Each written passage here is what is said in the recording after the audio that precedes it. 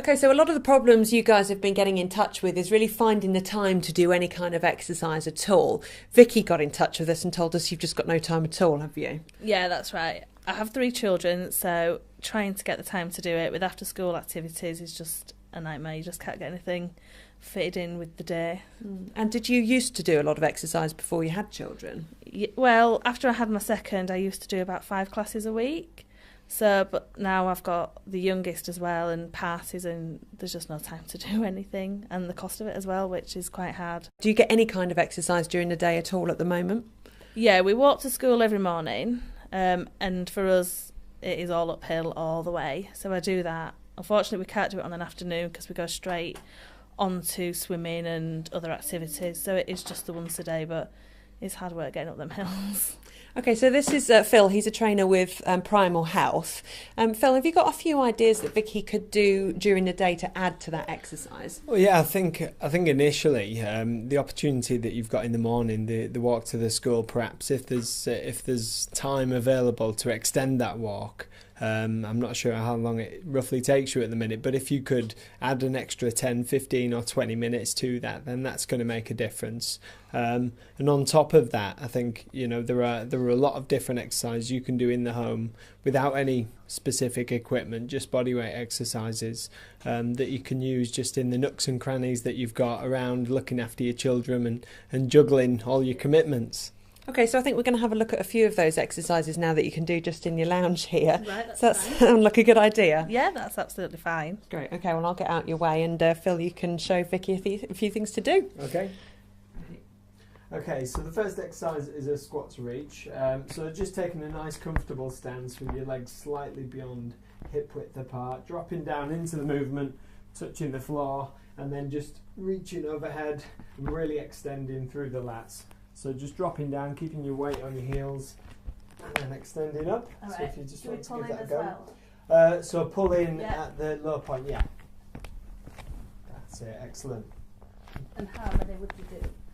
Okay, so initially what I'm going to recommend is that with the 4 exercises, we do just 2 reps on the first set. Right, okay. Through each of the 4, and then go back through them and do 4 reps and then 6. So we're just going up in even numbers, Okay. in a bit of a pyramid.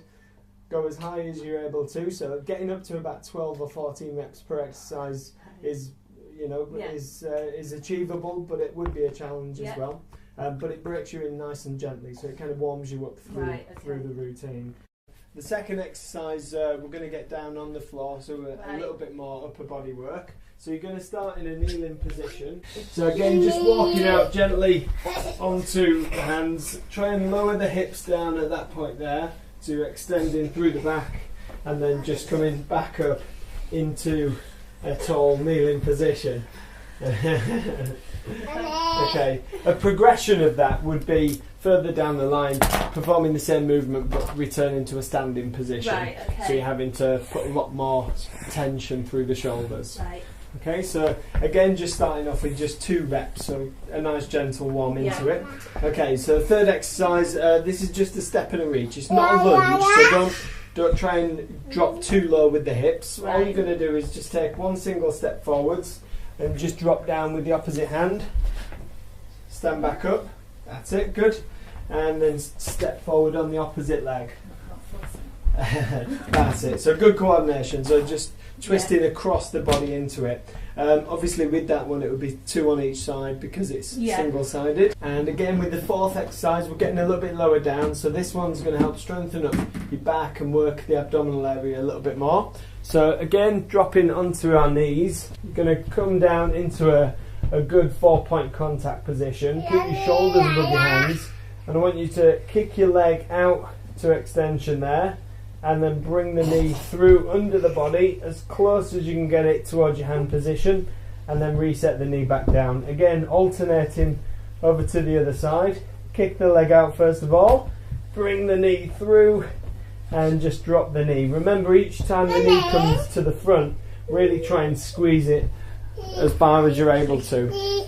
Right, we've got some great ideas for a few exercises you can just do in and around the house there, but I think, Phill, some mums don't even have the time to set aside 20 minutes or Okay. get away from the kids for long enough to do that. Are there ways we can integrate some of these exercises into your daily routine? Well, yeah, I think obviously we're in the kitchen here, and there are some sort of great opportunities to use things that we do every day, multiple times daily, as ways to just fit in a little bit more exercise. For instance, we've got the kettle there, and I've not timed it, but generally boiling a kettle is a relatively set amount of time for that to happen, and we could use that time to incorporate a couple of exercises just whilst waiting for the kettle to boil. Okay, can you demonstrate a few exercises for Vicky then, sort of to do while she's just in the kitchen, just getting on with things? Yeah, absolutely. Well, I think including a couple of the exercises we've already done, perhaps because boiling a kettle is a fairly set amount of time, we can use that as a bit of a challenge to see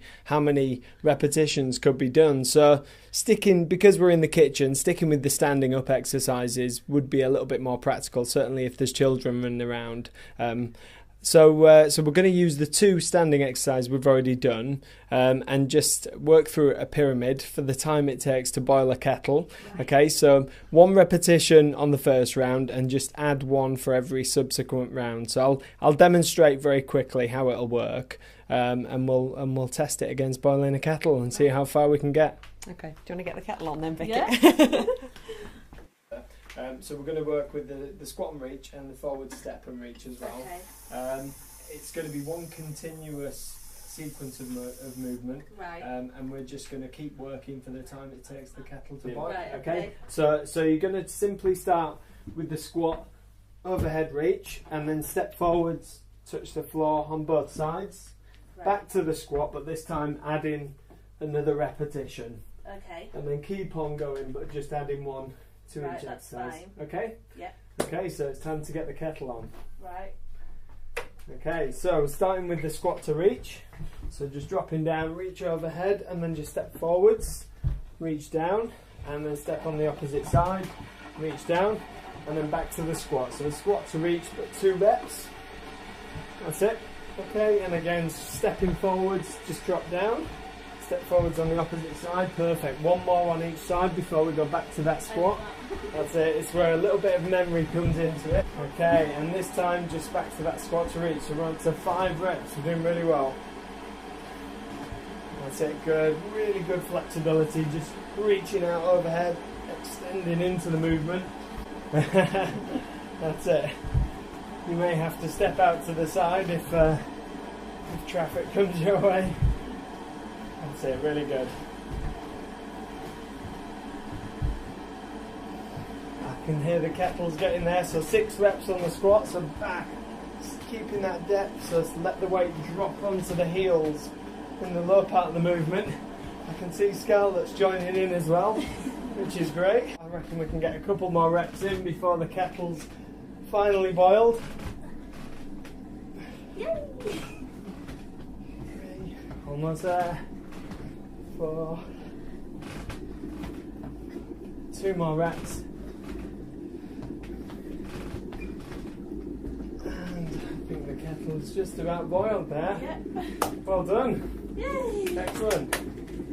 So, having got to 7 squats there, you've set yourself a benchmark. So now you know next time to fill the kettle, you know where you've got to, and you can aim to just try and add 1 or 2 repetitions to that. So well done. Right, how are you feeling after all of that, Vicky? I feel all right, actually. Yeah. I don't feel too bad. Okay, and do you think that that's something that you would be able to do and to incorporate into your daily routine? Yeah, definitely. Definitely. Because in the morning when we come back from the schoolroom, my daughter has toast, so while she's sitting eating a toast, I can be doing that then. And then she's not in my way as well. Okay, any other tips, Phill, for busy mums who are really struggling to fit all this in? I think as well as just trying to incorporate a few exercises around the house, trying to get outdoors, as was already said, using hills and just going on walks, and just trying to stay active. Break up periods of the day where you are sat down for long periods. So try not to sit for any longer than 40 minutes at any one time, just trying to keep the body active, because generally from experience inactivity does breed bit of lethargy, and you feel less motivated and enthused to exercise. So just trying to break up your day, I think, makes a big difference. Okay, fantastic. Thank you very much for taking part, Vicky.